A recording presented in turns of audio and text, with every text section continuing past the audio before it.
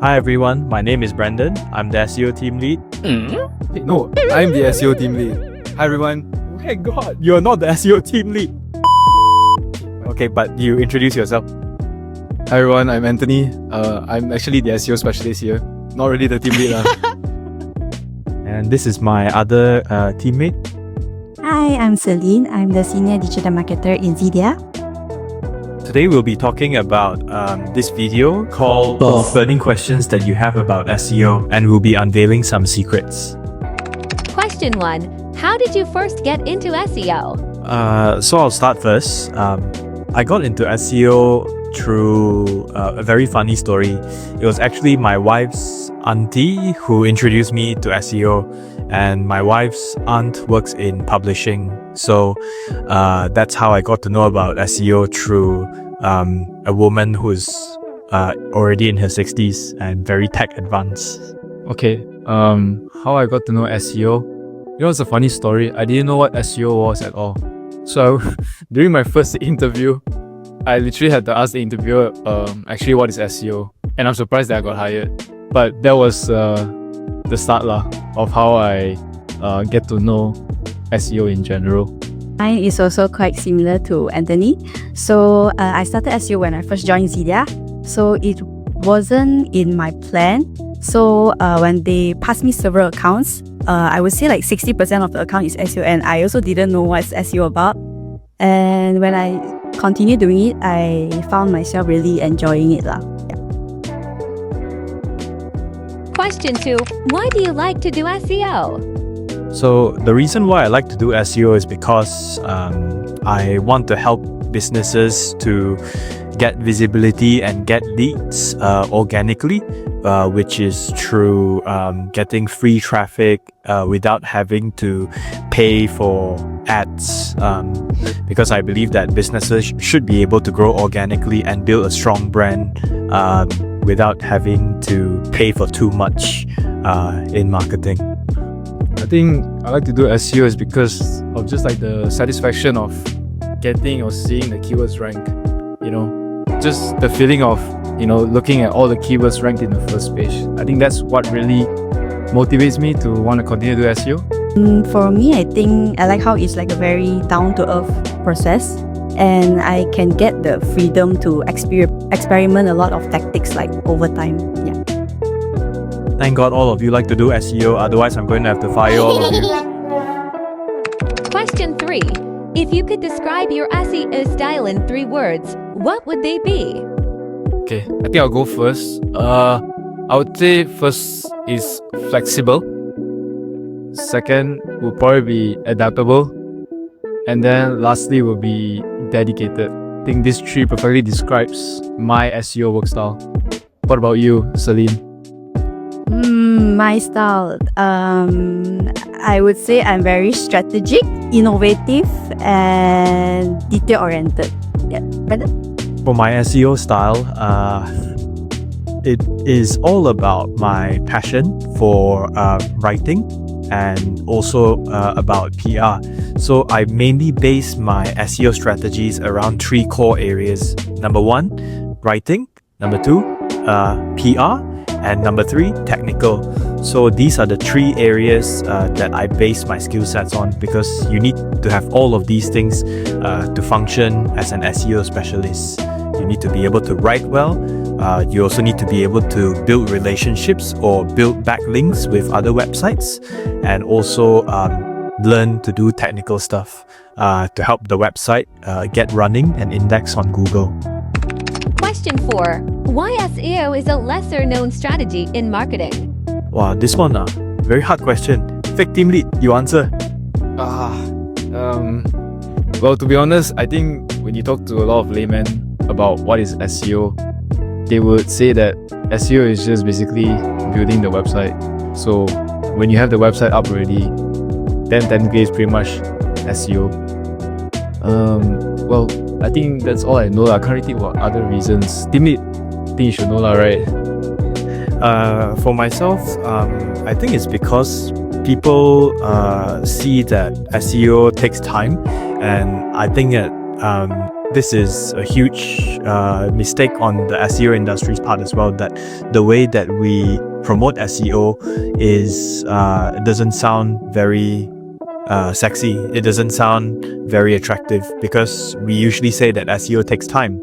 But I would put it this way, that instead of saying SEO takes time, that it is more of a strategy that requires investment, and investment, as we know, compounds over time. So imagine it as a snowball slightly going up a hill, and the minute it goes down the hill, it becomes a bigger and bigger and bigger snowball. In other words, the snowball effect. So SEO may start off very slow at first. You may not see that much results, but like any investment, when you invest in it and it becomes strong, you will start to see the effects compound continuously as it goes down the hill. So yeah, I think that's the reason why people see SEO as a lesser known strategy, because it does take time. Question 5. Name a few e-commerce SEO tips and tricks to rank higher on Google without paying. So I think Google Merchant Center would be one of the tricks that you can use.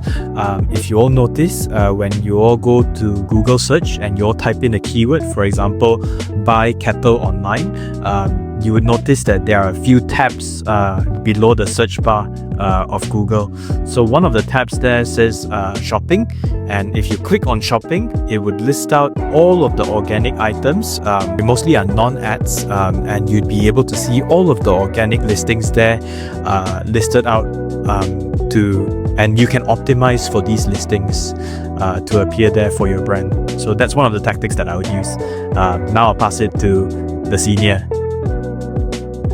For me, other than Google Merchant Center, we can optimize the product title and description instead of leaving it blank. Other than that, you can also do schema, so it will help Google to understand the products better. And lastly, optimize for user experience. Yeah, so it will look nice and easier to navigate. Question 6. What is the most underrated SEO strategy? Okay, I think the most underrated SEO strategy is schema.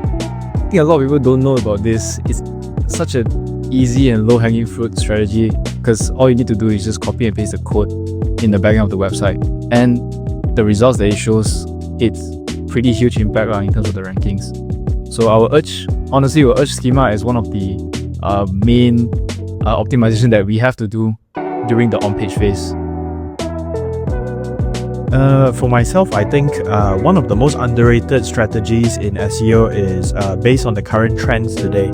So one of the trends today is, say if we are talking about an e-commerce brand and you're selling kettles or you're selling kitchenware, where else you can try to optimize for other than your website to appear for customers or prospects to buy is Shopee. So start looking into places like that to optimize your listings, because people usually start their search journey through Shopee these days if they're looking to buy a particular product.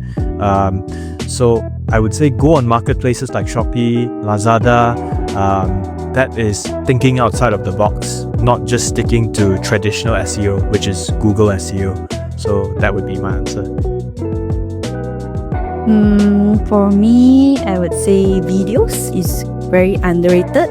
Like you can actually include videos in your articles or even your commercial pages. It will help people to like understand more and engage with your pages. Even like short form videos, it also helps a lot. Question 7. Why local directories like GBP is a priority for your business? So GBP, I like to describe it this way to a lot of our clients.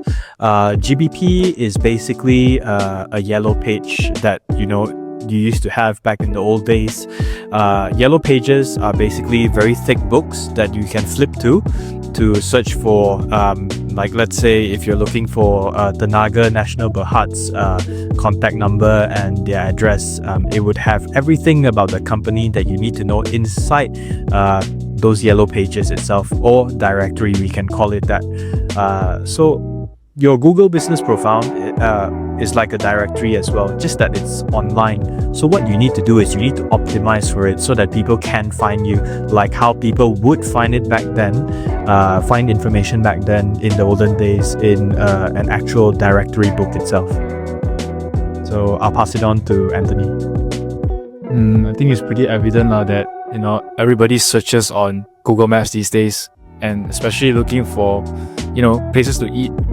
And if you're a business owner, you want people to know where you're located, what sort of menu that you are offering, are you open today or not, and these sort of things are very important factors that you have to optimize. So it's a no-brainer that SEO these days, GPP is a must-do. What do you think, Celine? Yeah, I agree with both of you. It's actually a must, and I think it's also like a guide for people like us. Because there's reviews, right? Like every time you want to go dating with your wife or you want to go out with your family, I'm sure all of you will check the Google reviews, right? Yeah, so I think it's very, very helpful, and it's a must for SEO specialists to optimize for partners or your clients. Yeah. Question 8. What are the SEO struggles that no one talks about? Celine, I think you want to take this one first? Yes. I'm sure we have a common enemy of SEO specialists out there is the constant algorithm changes. Yeah, so we always have to adapt and change our strategies almost every month or every few weeks. So that's really bummer lah. For myself, I would say that it is mainly having to work magic for SEO in the first 1 or 2 months when the project is live. So SEO results, they typically don't come after 1 or 2 months. It usually takes time to invest, like I mentioned earlier. So it takes time to invest in the results and also to do the optimizations to see the efforts of your labor. So yeah, that's one thing I would say. My answer will probably piggyback off what Brandon mentioned. For me, is more towards setting the expectations with clients, because as we all understand, SEO will not happen overnight. It takes time for it to grow and fully mature. So one of the things that I say I struggle with is basically setting the expectation with clients. Question 9. What are the biggest challenges you faced in SEO and how you overcame it? Okay, on the top of my mind, there's this one project that came to mind. So, this project, their website is pretty sensitive. I'm not going to say anything. It's pretty sensitive. But what happened is that they have to remove all of their commercial pages. Meaning to say, their service pages all have to be hidden. Okay, so if you go to their website, you can't see any of the services at all. And that is one of the biggest challenges for me, is because how the heck am I going to rank the keywords for these pages when people can't even, people can't even see them, right? So, when it comes to this, what I implemented was to put my full focus on blog articles. 2 main things, okay? Blog articles and off-page strategies. So, when it comes to the keywords that I was previously targeting for the main service pages, I shifted all of that to the blogs instead. And in terms of off-page, I was just going hard on media outreach, and trying to get and build more backlinks. So I think I'm really proud of that project because the client was really happy with the results, and that is pretty much what that I overcome and help to maintain the rankings. Question 10. What are the SEO trends that make us excited for the future?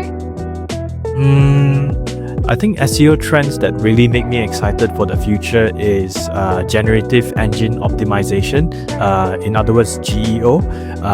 So GEO is basically optimizing for ChatGPT, optimizing to rank in Perplexity, AI overviews. So these are very new areas compared to traditional SEO, which is just ranking purely on Google search results.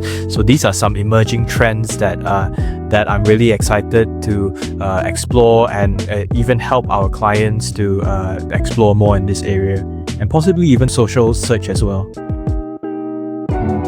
What I look forward to is basically optimizing SEO for different platforms. As we all know, I think for other countries, people have started to optimize for platforms like Amazon, or like Booking.com. So what I predict also as well in Malaysia is that we will start to optimize more on social and also other e-commerce platforms like previously mentioned, Shopee, Lazada, and things like that lah. What about you, Celine? What I'm excited about is SEO tools like keyword research tool or even like reporting tools that help automate our tasks. Yeah, I think I'm really excited about that. Question 11. Should SEO professionals fear of AI? My answer is no. Because I think instead of like feeling scared of it, I think SEO specialists should embrace this lah, because it actually helps to make our tasks easier with AI. So it like what I said before, it can also help to automate our tasks.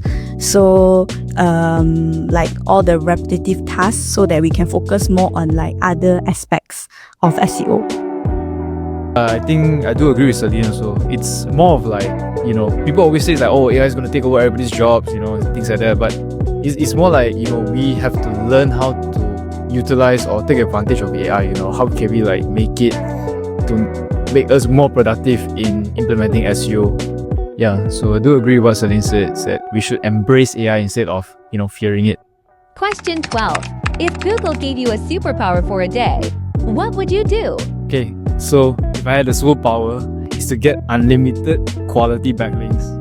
Because I think that's one of the hardest thing to do is basically get quality backlinks. I mean, anybody can go buy backlinks, so it's easy. But like to get like actual media links from, proper media like The Star, World of Buzz. If Google gave me that power today, I'll get media backlinks for every single media company. What about you, Brendan? For me, it's all about serving the client. So it would be getting conversions. If Google gave me a superpower for today, I would become a conversion machine. I would happily turn into a conversion machine and just keep spitting out conversions and sending them to my clients so that they can turn those leads into actual revenue. So that would be my superpower that I want, a conversion machine. My answer is also similar to Brandon. My partner is my most like priority lah. So if I have a superpower that Google can give me, I want to help all my partners to rank the first page and number one, the top position for all of my partners, so they can outrank their competitors and like get all the traffic and clicks, even conversions for them. Okay, that's the end of our video. I hope you understand more about the SEO team in Xedea. Don't forget to like, share, subscribe. Hit the notification bell below and also call us at this number for more SEO services. Check out our other videos as well.